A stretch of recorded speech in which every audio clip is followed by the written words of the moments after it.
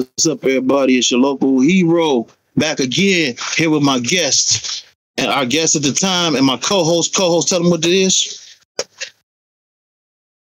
G Waune, aka the altar. Bring your problems to me. You lighting up? What you lighting up over there, fool?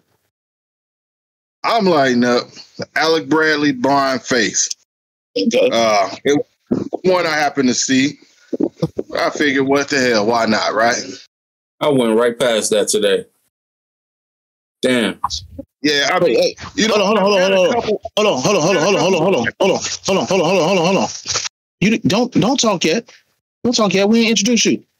Don't talk yet. D1. Oh, no, I've had a couple different Alec Bradleys, and they've been okay. And I seen this one, and I figured, you know, hey, blind faith can't be that bad, right? So we'll see what happens. Now, let's get to our guest, the man of the hour, too sweet to be sour.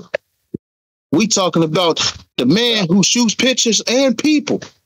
The big little homie. G Waune, man. We need an audio. We need an audio track. We definitely need an audio track. This episode, we talked about cars last episode. We talked about accelerated addiction. This episode, because a lot of y'all don't know, my man's was really into the music scene. Matter of fact, before we can get into all that, G Waune, why don't you tell them who you've been associated with musically? Man, it's been a lot, you know what I'm saying, over the years. Just off of meeting people and whatnot, like some of the people that's teaching, some of the people that is teaching the people that end up in the industry. I was taught about some of those people, though. Some of those people taught people I know, just like through high school and whatnot. I mean, I've been fucking with music since I was like 8 years old. I remember learning how to play the guitar and shit. Mm-hmm. Then, you know, I was like in a band. I was in a band in high school. I went to Dunbar. I was up in a band there. After that, started messing around with music studios and shit, man, blowing records, mostly going back and forth there as they was putting out artists, No Love and E-Dub and all of that. Then I started working with Beats Inside Out. From there, that's when I started really meeting like the celebrities that was involved in the game or whatnot, behind the scenes and different stuff. Like I think we came across like I-20, Lil Kim, Quiet Storm. I remember meeting Desmond Clark. Just people, Crucial Conflict, but I met some of them before that though. I remember an artist called White Boy. He was from Rockford, Illinois. He was doing this little thing. We was promoting him and whatnot. But after that, even I met another guy named I think his name Ben Coupe. He was starting a record label and he was dealing with a lot of people. But then just even from that, just branching off, dealing with more Chicago artists and whatnot. We was exclusive tone for a while. Watching him being managed and whatnot. It's like my boy nephew, he was coming up though. On and off, like I've been in situations where it's not like I was kicking it with him and whatnot, but just I was in the same situations where you would see like damn, what's my man's name? Mooney. What's the Chicago rap group Mooney with? Damn.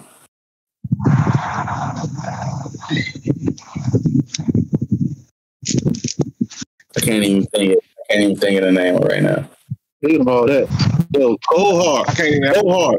Yo, pay my man's his money. Hold on. Pay my man's his money, yo. It ain't even a lot of money. Pay my man's his money, yo. Says that what? Yo, don't be. Yo, you from the West Side. Pay my man. I know it's just a fan, but my man wants his money.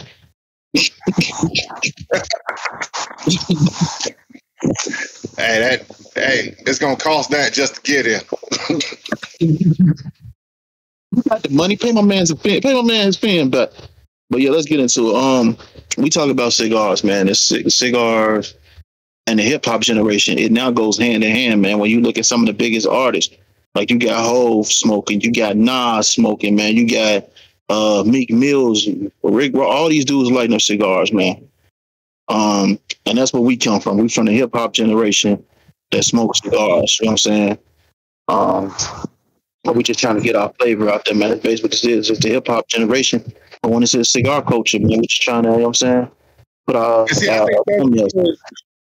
I think that's because they go hand in hand because it's relaxing. I mean, I know a lot of people don't see hip hop as relaxing music, but I do. Hold on. See, a lot of people don't know. A lot of people don't know the difference between hip hop and rap. A lot of people don't know that difference. They group it in. A lot of people don't know the difference. That's true. That's true. Hip hop is the culture of it. You know, I think a lot of people, they just hear, and that's because, like, I hate when you get rap artists that get big and then they loop them in with pop. And they try to put that together. Like, oh, well, you know, he's a pop art. No. First of all, I still say pop is not a genre. Hold on. Give me an artist example of what you're talking about. I've heard people try to loop Nas into pop. Well, not just Nas. Hold on. I got the perfect example. The Baby. All right. You got to think, though. Pop is popular artists.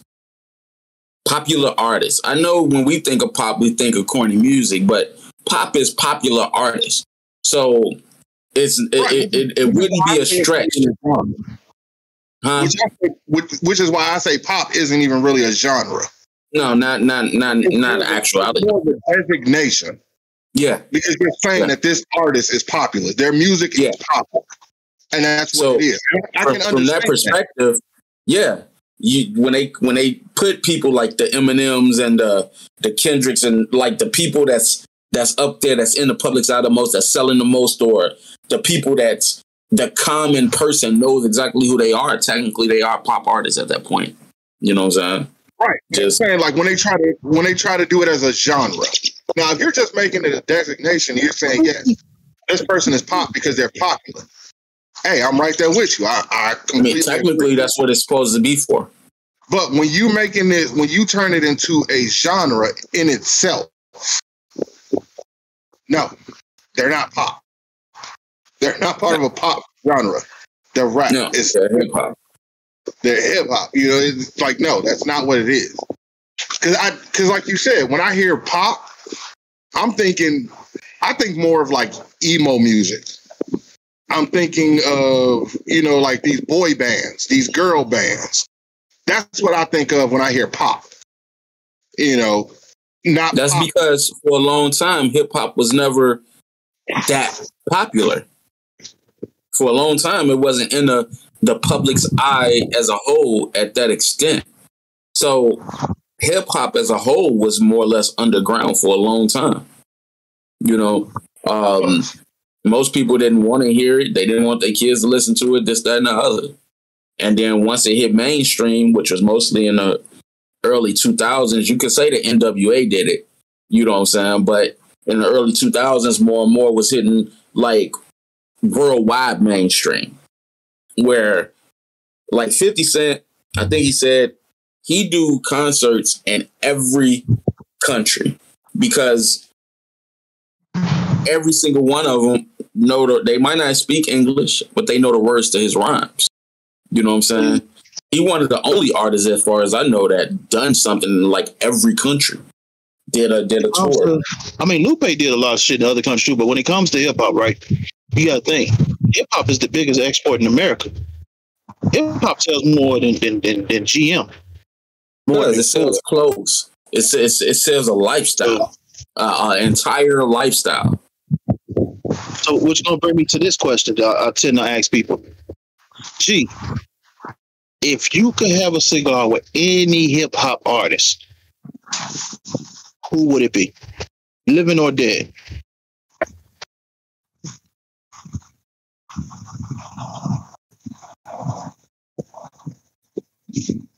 If it's for Jules, then it's Jay.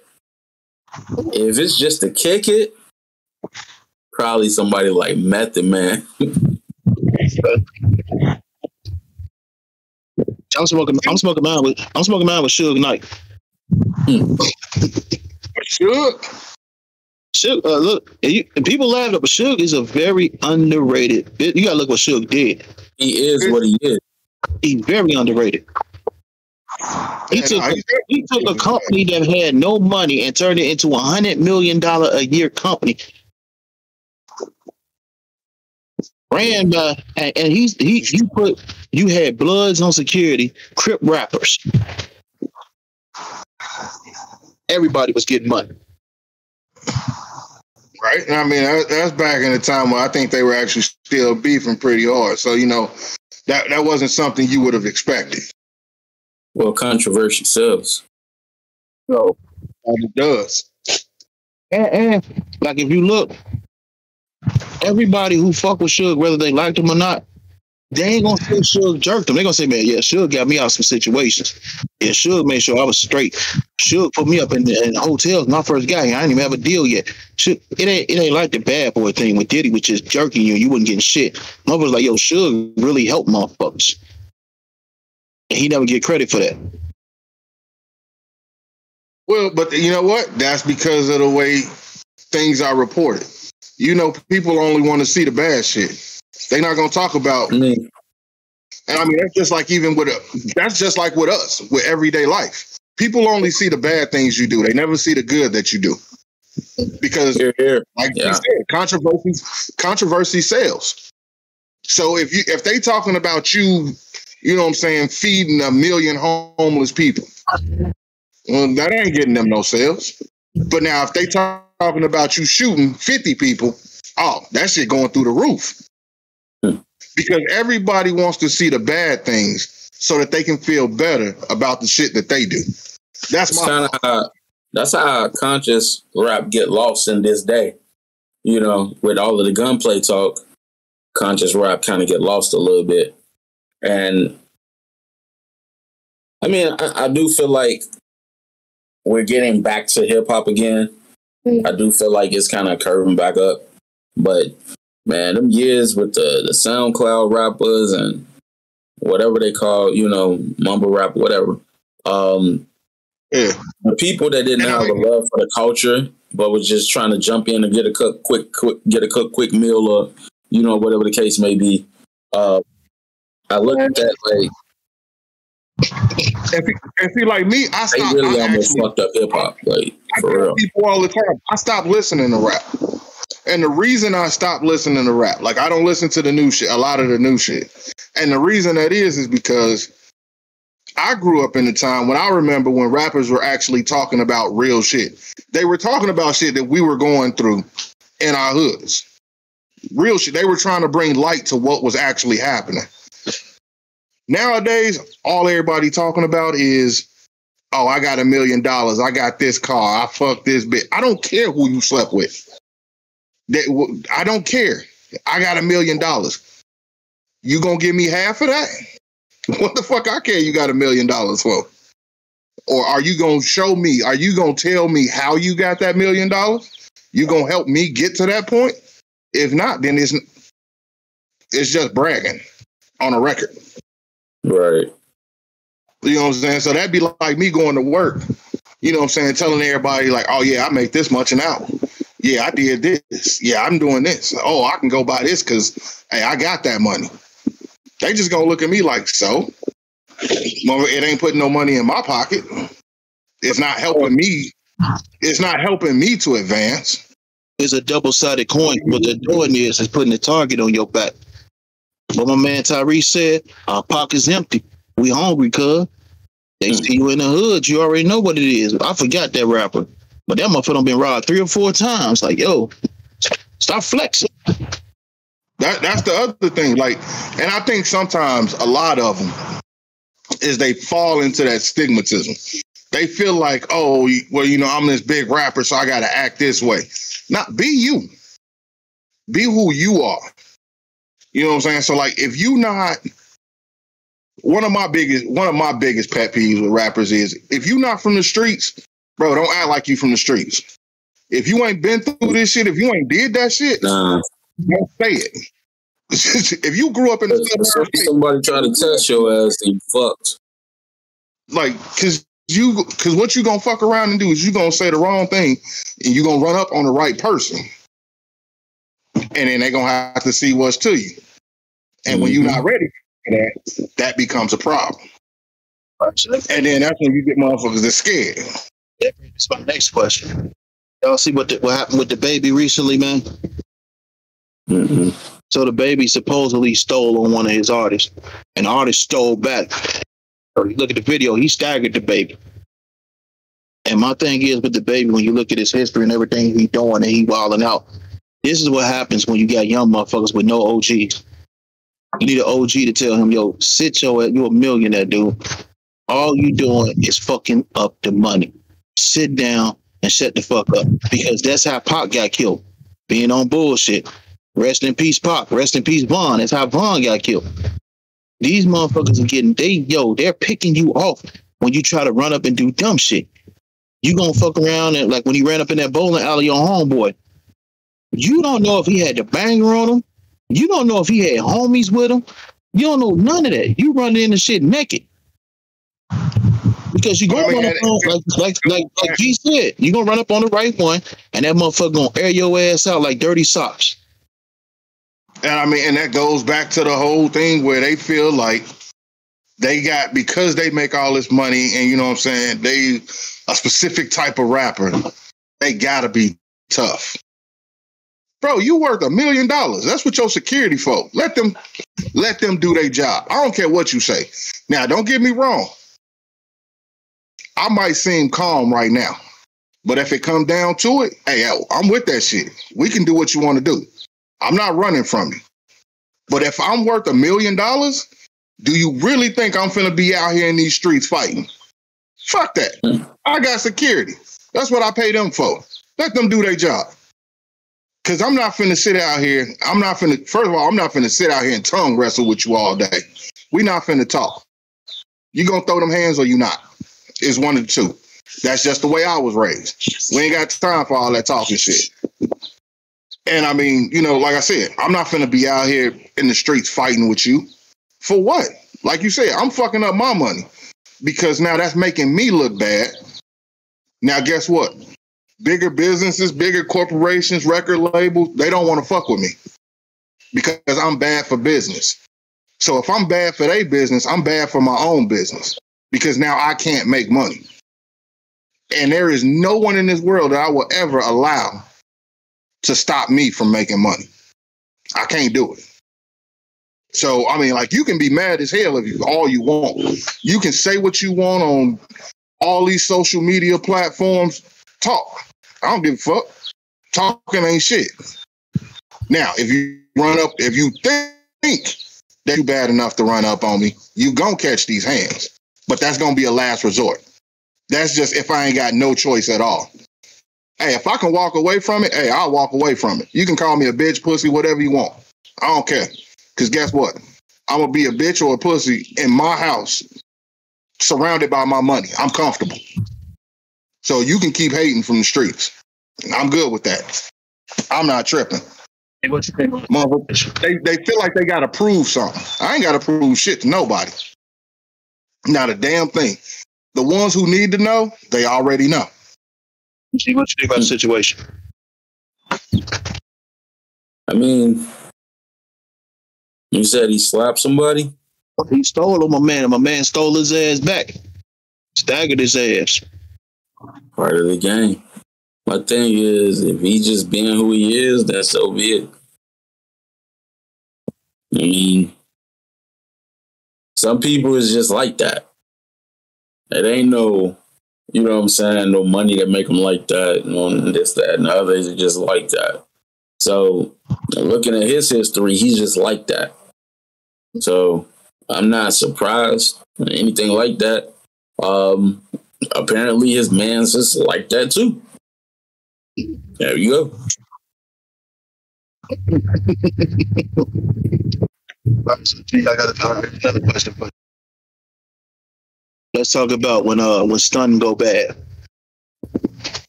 Boy, What do you now? This is a little known story, but I did hear this story. I heard even Big got robbed. They robbed Big. So everybody, Pac got robbed, Big got robbed, Nas got robbed. Like, what do you think though? When these rappers come out and they say, "Man, I'm rich, I got all this paper, I'm G, y'all can't do nothing with me." You know what I'm saying? Run up. You know what I'm saying? All that bullshit they talk. Like, do you think that? I mean, we already know that the record company is pushing it, but do you think that that's wise of them? As for them, not the company. The company's gonna make money off that, but the artist, you think that's wise for the artist? nah, I don't think so. Hold on. We got G. Let the guest go. Like,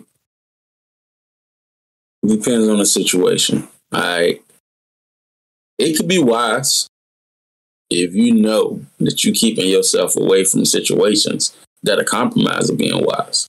It could be wise. Yeah, stay your ass in the suburbs or far away. You know what I'm saying? And that way, if a problem come to you, but you're not putting now, if you talking like that, you really ain't about that. You riding around in situations that will compromise that. It's like, I'm like this. If you know you're going to be around it, because you don't really know who your niggas is until the situation change. You really don't know. You know what I'm saying?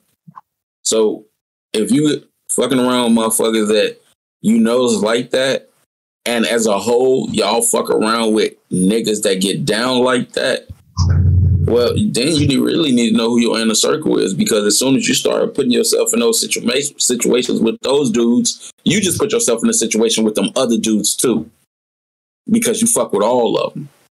Them other dudes might not feel like they're as close to you, and they might not give a fuck about you like your circle.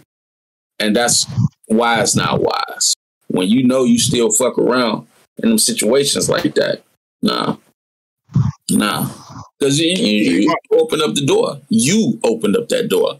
You talked about what you had. You know, niggas breed jealousy and shit. So it's like, you talking about that shit, motherfucker, like, well, shit, he ain't never gave me shit. He ain't never did shit for me.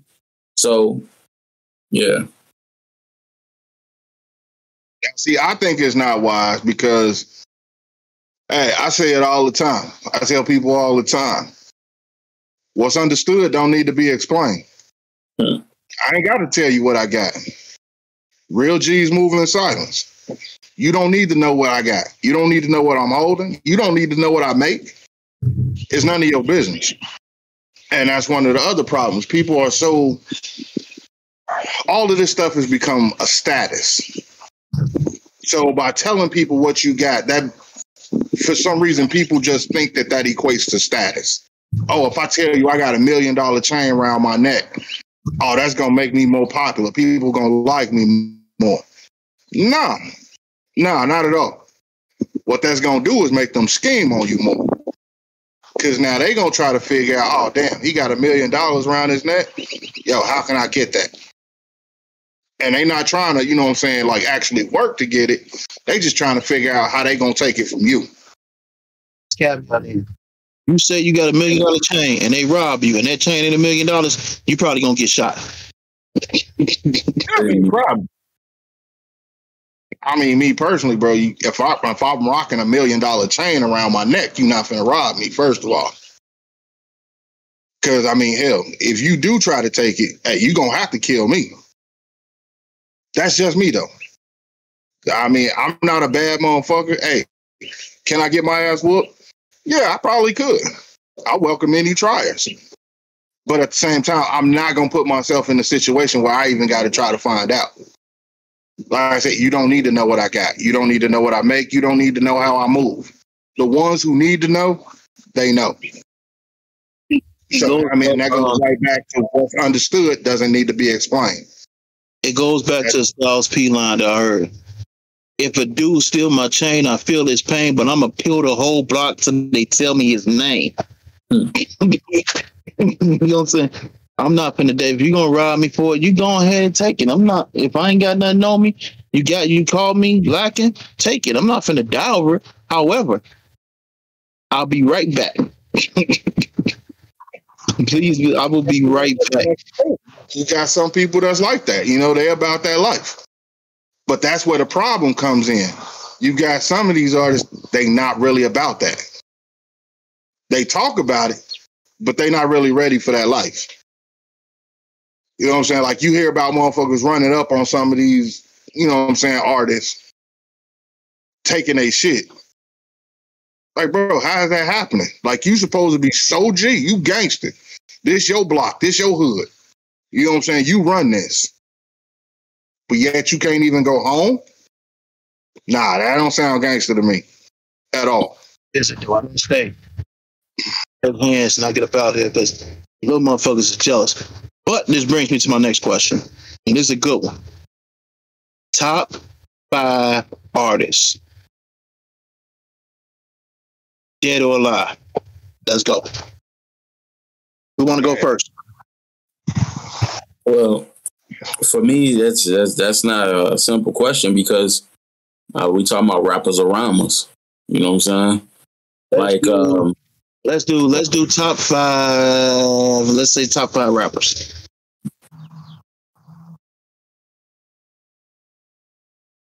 Man, tough one. That's a tough one.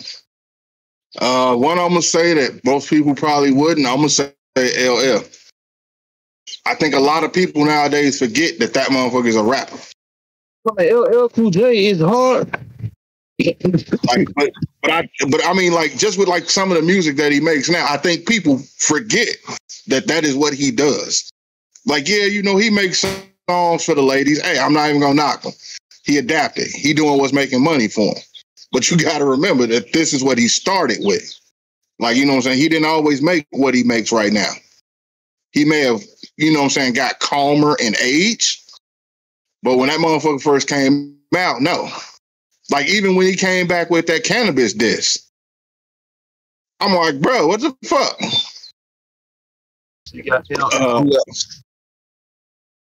Let me see. Who else? You said rhymers, right? Top 5 rappers. Rappers. Okay, rappers. All right, so we got him. I'm going to say Nas.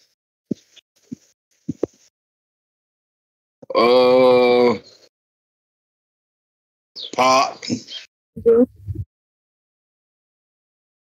Fuck, who else we got? Who else we got, man? See, this is something I gotta like really. I have to sit back and like really think about this shit. I would go with Eminem. I think he up there with him. Damn, who's gonna be that 5th one?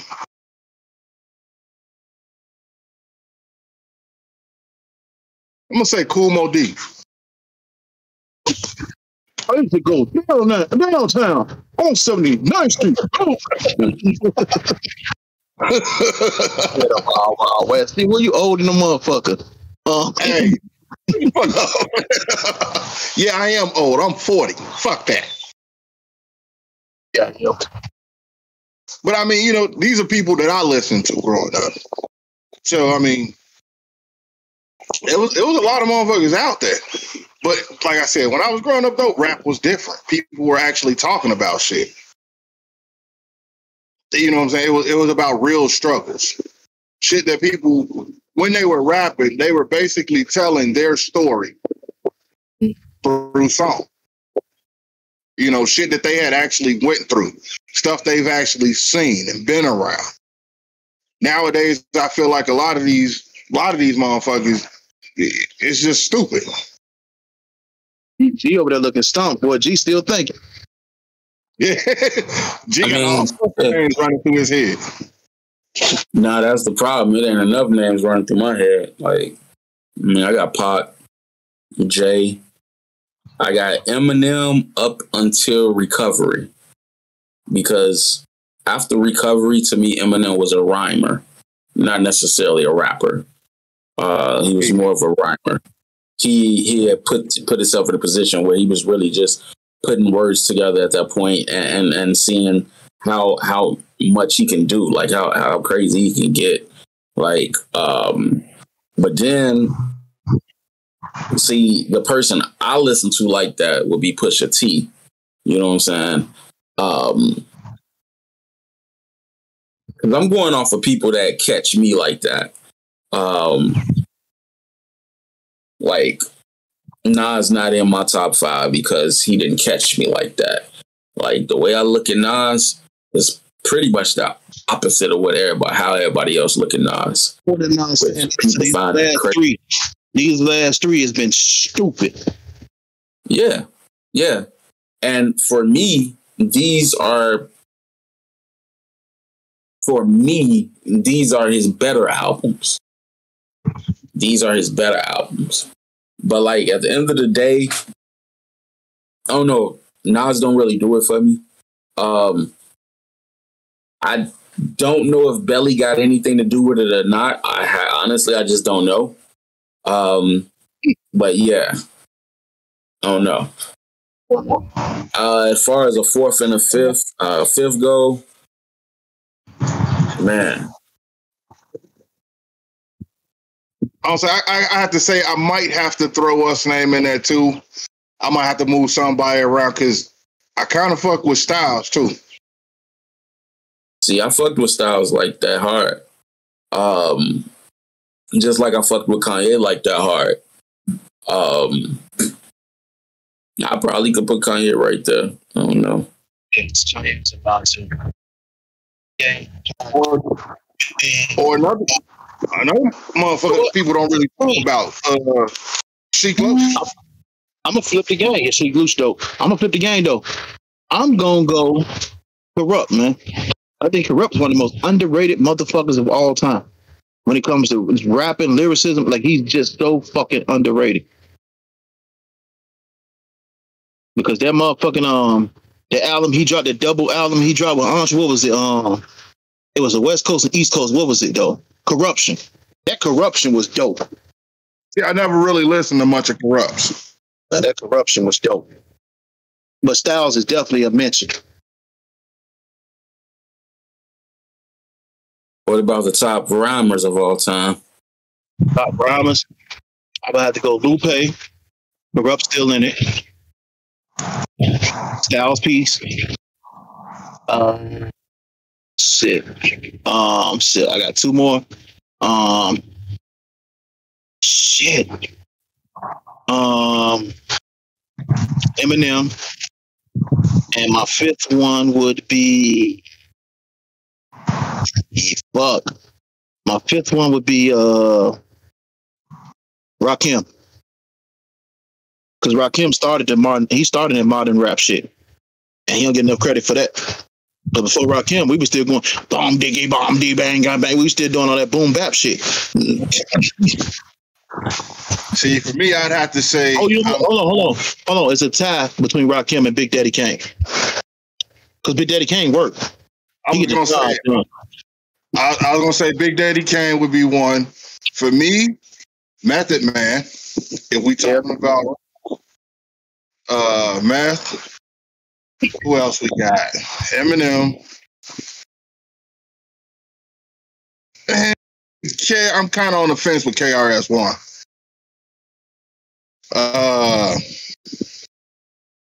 What? Lupe. I like Lupe. KRS-One is not number one. He's sorry, he lied. He's number 1, 2, 3, 4, and 5. And I'd probably say Royce the 5'9". Royce is dope. Even with all this bullshit that he's been going through, Royce is dope. Even though Mickey gave him lunch. Mickey fed him lunch, but yeah, Royce is still dope. I gotta say M, Royce, Tech Nine, Kim. Yeah, Tech Nine definitely. And Kendrick. Yes. You know who I want to put in that list though? It's two people I really want to put in that list. I want to put J. Cole in there. I want to put three. I want to put Twista in there. Yeah, J. Cole, Twista's dope. I heard a lot of Twista shit though from back in the day when he was freestyling. But I want to put 3 Stacks in there because 3 Stacks is dope as fuck. I want those three stacks, and I want to throw because let me see who else deserves it. I know 3 stacks deserves it. Tech is a good choice. I want to say, but he's not really. He ain't jump like that. But Hopsin was a dope ass fucking lyricist, or is a dope ass lyricist. Yeah. And so is so is Joel. Joel Ortiz is dope as fuck. Like there's so many lyricists that you would leave out in that conversation. Right. That's a tough one. I mean, That's a good list, but that's a tough I one. don't know if y'all listen to him, but Luke and Crip.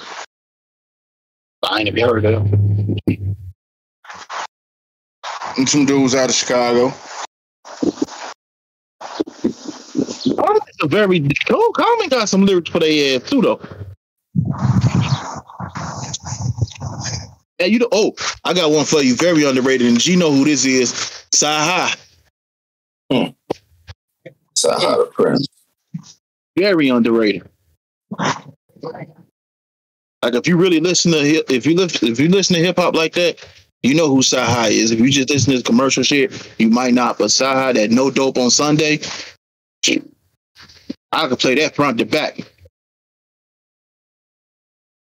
Or y'all got me into that fucking Benny the Butcher. Oh, Benny dope. Benny definitely. If Benny keep going, Benny gonna take the game. Yep. Him and Dave East. Dave East too. Conway too. Not sleep on Conway. I mean, you know what I got with these dudes that's coming out now, man. I got faith. My faith in music has been restored, man, because there's been a lot of bullshit for a while. But when I listen to these dudes, I'm like, yeah, these dudes right here, the game is in good hands. They definitely gonna bring this shit back. And see, for me to listen to you, it's got to be at least one song that's just stuck with me that I can just listen to all the time. Like ever since I listened to that 310 in Houston, that shit right there, I was stuck. Oh yeah, we was telling you that Benny was that man. Yeah, that 310 in Houston. Funny story is, if you look down on this channel, you'll see my Buffalo trip. And while I was there in Buffalo, Griselda was performing. It's before they blew up. And I looked at the flyer. Who the fuck is Griselda, man? I ain't going to this shit, man. I'm finna go eat breakfast at Niagara Falls, look at Niagara Falls, and I'm gonna go home. I'm mad I missed that concert, man. I'm still to this day, I'm mad at that. Like if I'd have known it was that dope, I would have went to that concert. I would have stayed an extra day and went to that concert.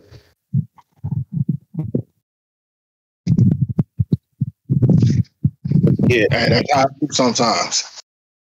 I didn't even know. I was like I said, y'all got me back into listening to fucking hip hop. Like I stopped listening to rap for years. I too, and I'm gonna give you 2 underground dudes you need to listen to. The 2 underground dudes you need to listen to. Listen to XV and listen to Giannis. Them 2 dudes go hard. You know what? Childish Gambino was dope, and he's very underrated. See, I've never heard any of Childish Gambino shit. I don't think. You heard This Is America. Because that shit was being played everywhere. I don't know. Like, I don't listen to radios. Like Childish Gambino. Radio overplays every damn thing. Childish Gambino is from the cloth of Kanye and Andre 3000. He's an artist. Like, he transcends this rap shit. He's an artist. And when you listen to him, you could tell that he actually put thought into what he was saying. He put thought into the beat. When you look at his videos, he put thought into the video. Like, yeah, do this. He like that.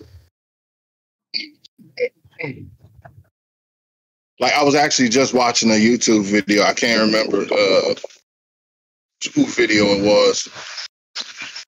And it got me to thinking. And, like, I try to look at shit a little differently now. But he was talking about the song that I think it was Kendrick Lamar and Pusha T did together.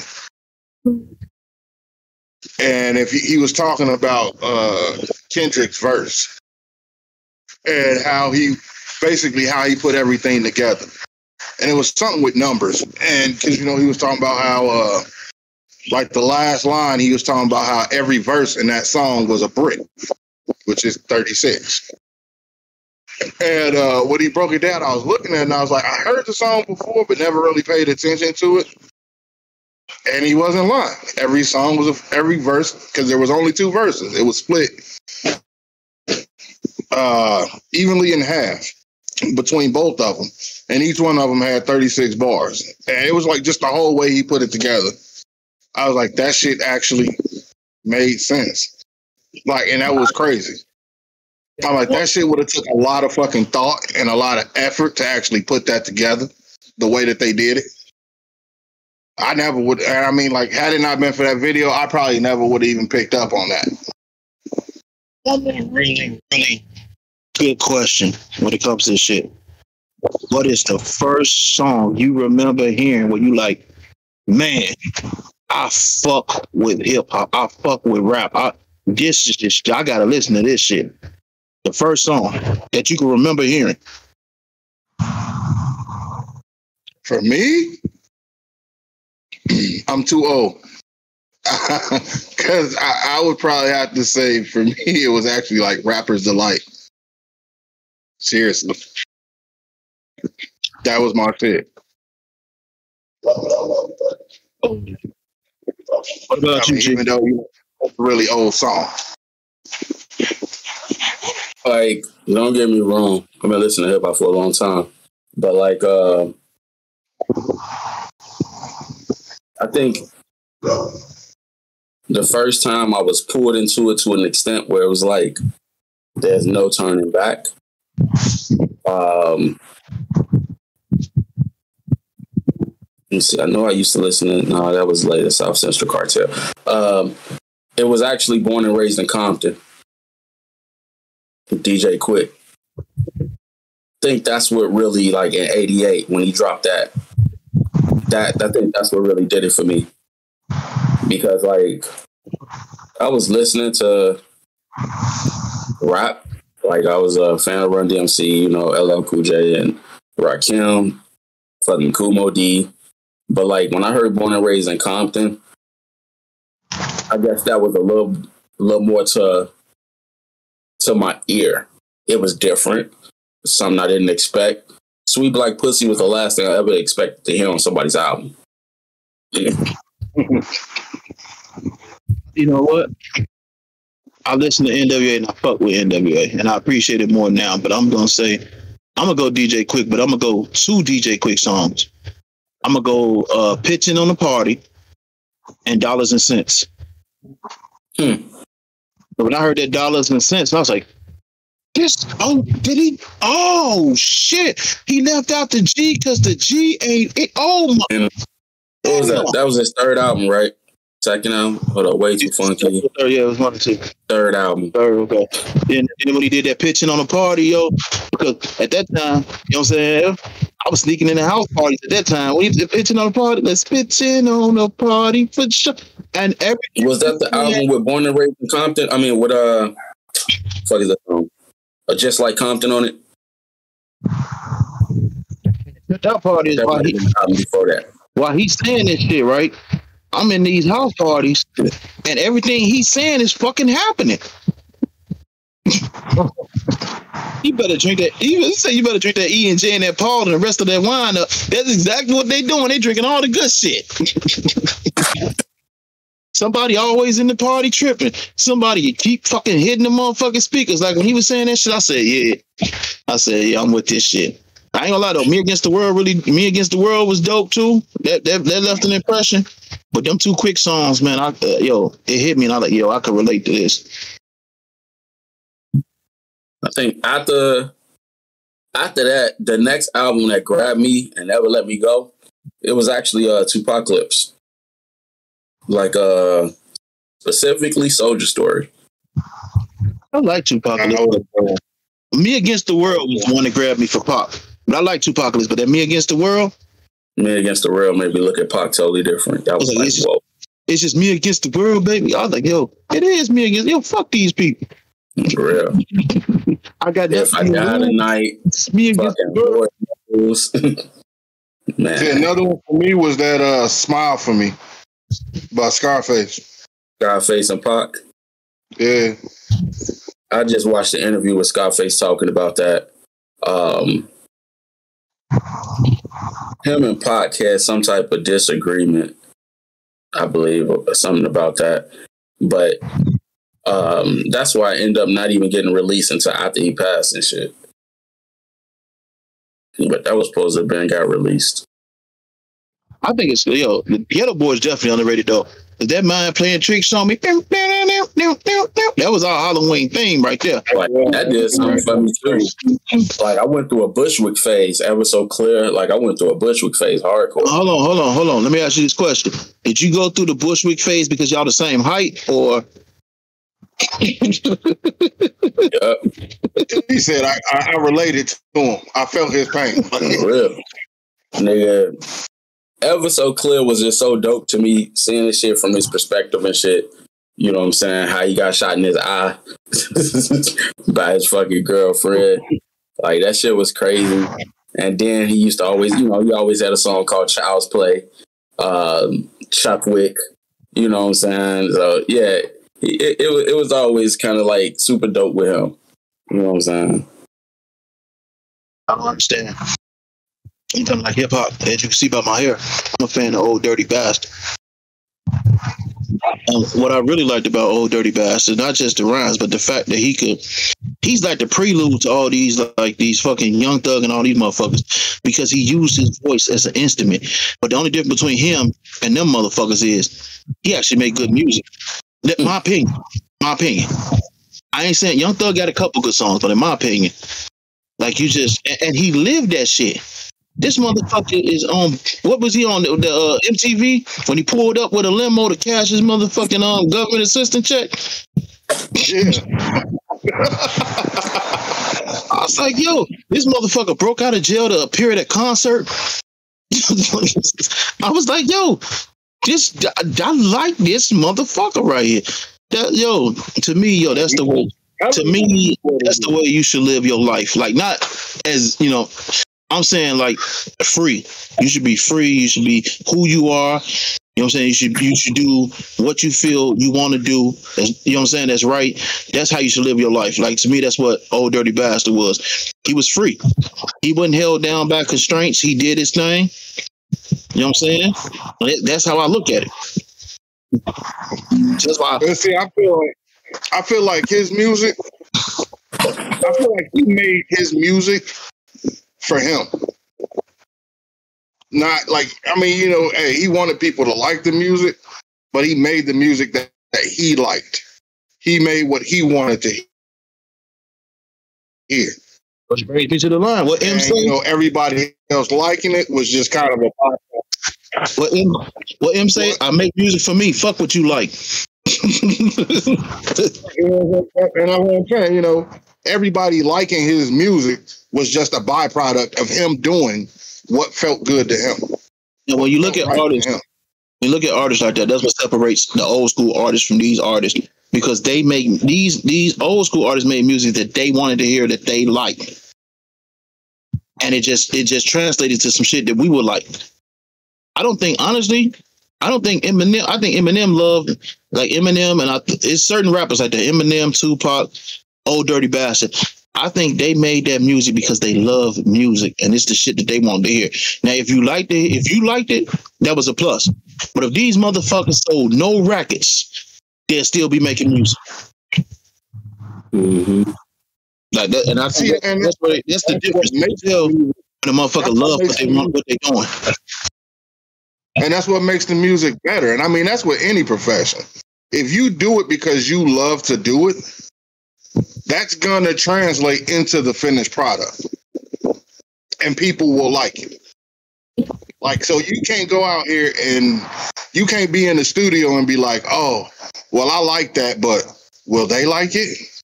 Or, is this person going to be okay with this? No, because that's what the record label pushed them to do. You know what I'm saying? But now you're making too many changes and it's no longer your music because you're not doing what it is you wanted to do. Most artists' first album is not their music. It's what the record label wanted them to do. It's the constant get up. You know what I'm saying? They drop that first joint. Then once they get in and they get whatever, then they can make an album. Like Pink went through that. Like that first album she dropped, she was like, that really wasn't her. Then she finally got to drop her album.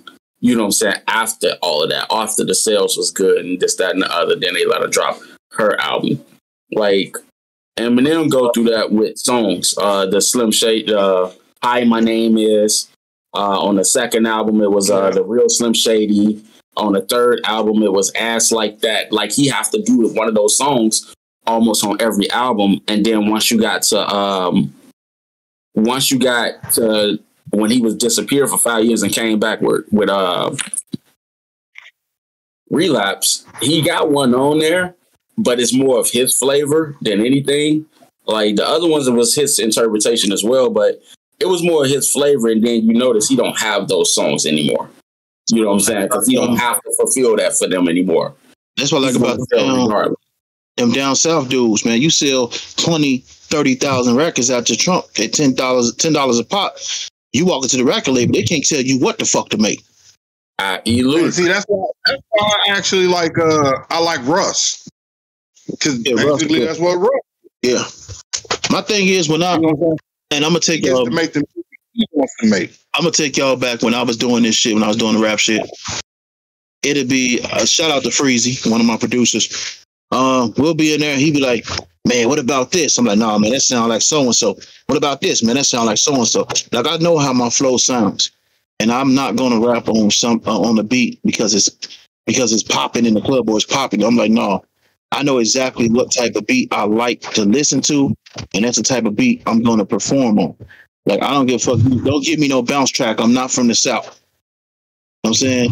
Don't give me, I mean, I could do hardcore West Coast. That's cool. But I'm from Chicago. We like soul music, man. Give me some with some soul in it and let me do my thing. But don't give me these bounce tracks and I'm supposed to be like, oh, blah, blah, blah, blah, blah, blah, blah, blah, blah, blah, blah. No, I don't like that. And I think a lot of artists got to stand up and say, yo, this ain't me. But a lot of these artists, you got to think, a lot of these artists, they ain't even writing their shit no more. They don't have the talent to write their shit. So they just perform a shit that somebody else wrote for them. And they getting like Drake get the motherfucking cliff notes.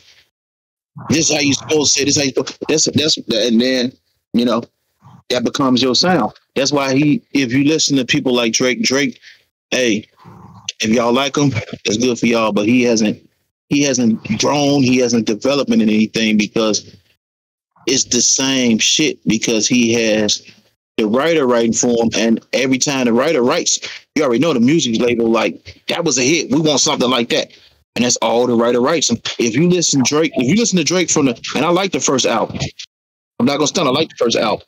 But Ken Bro put me on this. If you listen from the first to the second album straight through, you wouldn't even know where it ended at if you never heard Drake. You listen from the second to third, you wouldn't know where it ended at. Like, if you're an artist and you show no growth, I really don't fuck with you. I don't listen to the dude enough to know which album is which. I got songs I like by Drake, but that's what I'm saying. I tried to listen to an album called Take Care. I think it was called Take Care. Yeah, Take Care. Mm. It sounds like Thank Me Now. It sounds like all the rest of them. I said, as you as a person who never heard Drake, if you listen to them albums, you gonna think it's the same fucking album. There's no growth there. And I just don't like artists who don't grow. Like, everybody talking about Jay-Z. Yeah, Jay-Z, he to my hustling, this hustling. That. I'm like, but y'all ain't pay attention to 444? I had none of that shit he said on there. Nothing. Suit and tie, y'all listen to none of that shit. Like, come on, man. Not only that, I think he's proven that he's the ultimate hustler. He could say he could hustle. He could say he a hustler as much as he wants because he's proven that he is the ultimate hustler. Like, right. Oh, man. Hey, shit, proof is in the pudding. Right. Let me drop one more question before we get out of here. This is a Jay-Z question. I don't know if you heard this, R, because you don't really be on it like that. But since, you know what I'm saying, we do the ledge, we be on it like that. Faison Love said a lot of shit about Jay-Z, trying to discredit Jay-Z's past and whatever. Jay-Z sent a quick shot to him. Hey, that's so funny. But what do y'all think about like dudes who not like from a certain area talking about dudes from another area. Like to me, I gotta go with what Dame Dash said. Yo, real men don't pocket watch. Real men don't sit there and discuss shit they don't know. Like Faison is from San Diego. Jay-Z is from New York. Like, what do you feel about motherfuckers commenting on shit that they're not part of or privy to? Is what I'm trying to say. Hey, they shouldn't.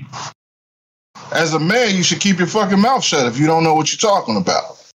If you weren't part of it or you don't know like the full story, don't make yourself look stupid. Because that's all you're going to do. Like, if you don't know everything, don't even comment. Or even if you have a comment and you know everything, you don't have to say everything. And I mean, like, if you got a problem with a person, and this is my whole thing from a male standpoint, if you got a problem with another man, you should take that up with that man. Like, that should be a private thing. That's not something public. That's what females do. So, you know what I'm saying? Like, if I got a problem with G, I'm going to go talk to G before I say anything to anybody else. Because that's something that me and him need to work out. That's something me and him need to handle. Fuck all this social media. I'm not going to get on social media. Oh, man, you know, G this, G that. Nah, come on, man. That's feminine as fuck. You might as well go ahead and put on your skirt. Change your name. You know what I'm saying? Change your name to Faye. That's it. That's all you can do. What do you think about that, G? I don't know. I feel like if you got a problem with me, you call 832-3032. You know what I'm saying? That's how you feel. That's how you feel right there. Beep. Nah. It's because when he turned his camera, it was almost like he was showing his advertisement of the city of Lawrence with that phone number, because he turned the camera to where it's sitting right in view. Like, that's why I was looking like, what the fuck is that? Is that his truck or something with a business or something? I'm like, what the fuck? But hey, we gotta get that revenue money from wherever we can. But yeah, Faison. Like, look at the dynamics for you. Like, what he got going on right now? So we know he ain't got shit going on. That's what he got going on. That goddamn thing. So he's out here throwing motherfuckers' name in the mud, trying to get press, trying to keep attention. These motherfuckers paying him to come on the show to say this shit so they can get ratings and shit. Fuck up out of here. He ain't got no business talking about no shit that he wasn't there to witness anyway. Motherfuckers who was there to witness and spoke on it. That holds more weight than you being what? I don't know the mileage, but it's got to be over 1,000 miles away. I think it's over 1,500 miles away. New York to San Diego. Oh, it is. Because from here to Phoenix alone is like 1,200 miles. So, yeah. And New York is like 6 hours from me. So and San Diego was like 6 hours from Phoenix. You're speaking on shit that you couldn't possibly know about. Situations that you probably heard somebody say. I don't give a fuck if they was wrong or right. You still don't have no reason to be speaking on nobody else's shit like that. Especially trying to call somebody a liar or whatever that so many other people have said simply is not lying. You know what I'm saying? It's just one of them things, the same shit like everybody, when they trying to get their ratings up, they throw him a name in their mouth. You know? I just don't know what that dude, his beef is, like going at rappers and shit. Like, you don't know these niggas. Like, you don't know these motherfuckers like that. But you keep on throwing rappers' name up in your mouth, saying that they ain't what they saying they is. Like, you really exposing somebody. You exposing yourself. Like, fuck. I'm gonna say that's one of those things where you fuck around, you comment on some shit, and you put yourself in a situation that you ain't even have to be in. Right. You know what I'm saying? 'Cause it can go sideways real quick. Like that shit go real fast. What killed me is he talking about Dave East being a Harlem Crip, whatever. We ain't getting into the game, ain't shit. But how politics work is, he said he's supposed to be a blood. You don't know what's happening on the other side. You don't speak on them politics. It's like, you know what I'm saying? It's like that's how, like you said, that's how men do. If I don't know, I'm not speaking on it. If I want to know, I'm going to ask you. And if it sounds suspicious, I'm like, nah, G, that don't sound right. But I'm not going to sit here and, oh, man, yeah, that motherfucker lying. There's no way. There's no way. There's no way. Like, come on, man.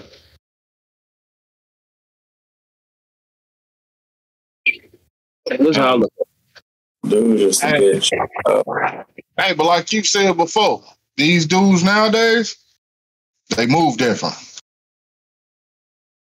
I mean, I don't know why it's changed so much, but hey, they move different. He the generation before. I think he the generation before us. So he's supposed to move accordingly, man. I don't understand why he moving like this. Yeah.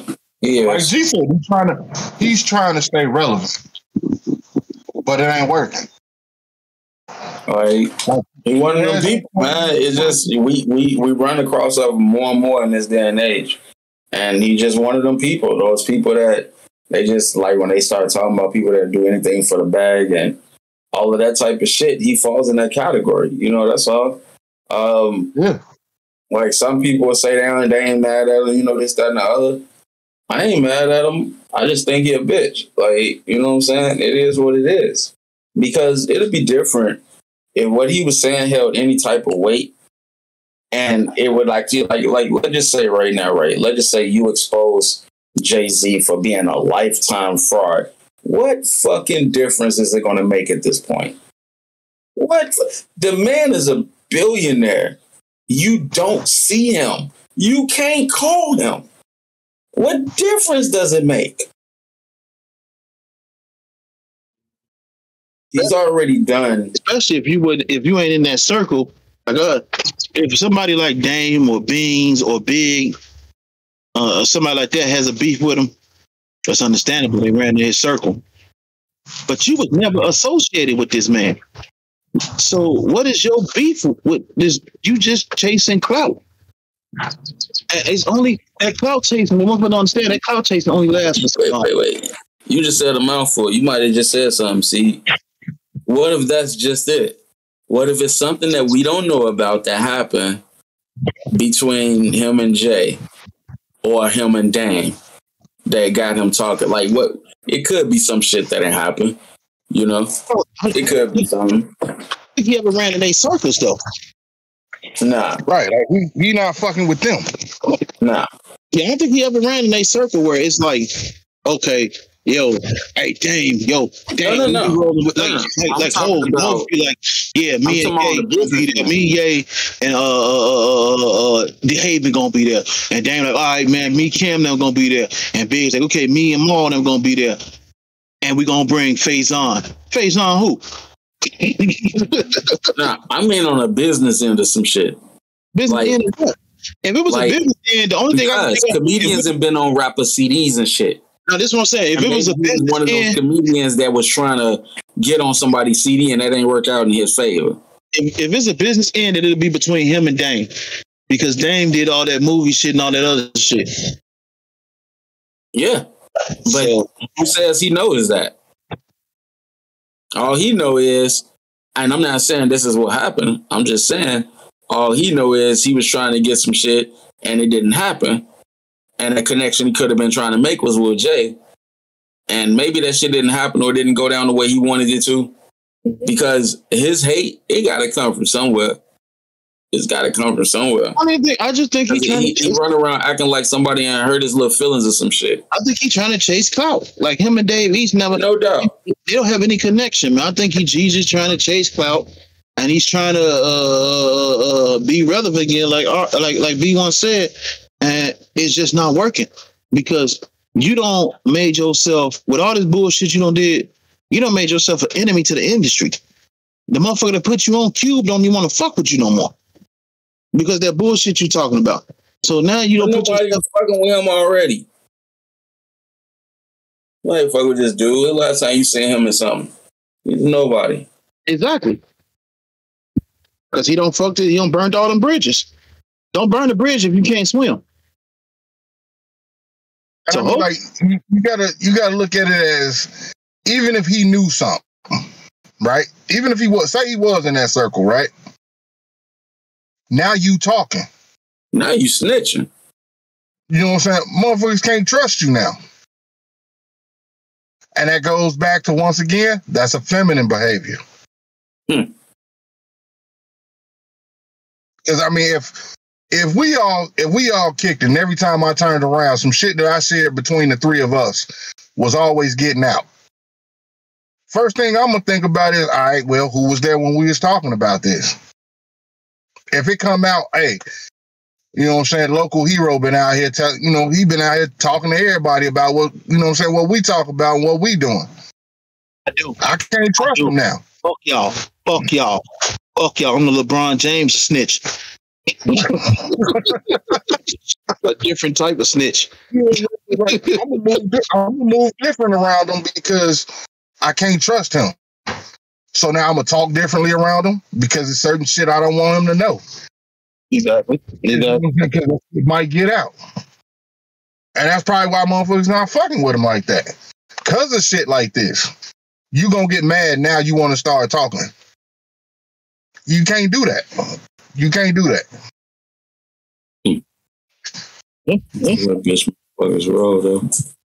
Some good points, man. At this point, we're going to go ahead and jump out, man. It's been the second episode with the homeboy G Waune. Man, of course, as usual, we happy to have you here. Of course, follow Accelerated Edition. Follow The Ledge. Follow his podcast as well. You know what I like about this? When you think about it, we the Wu-Tang of podcasts.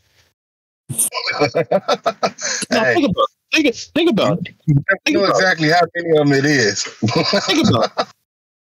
We all from The Ledge. It's so many different branches.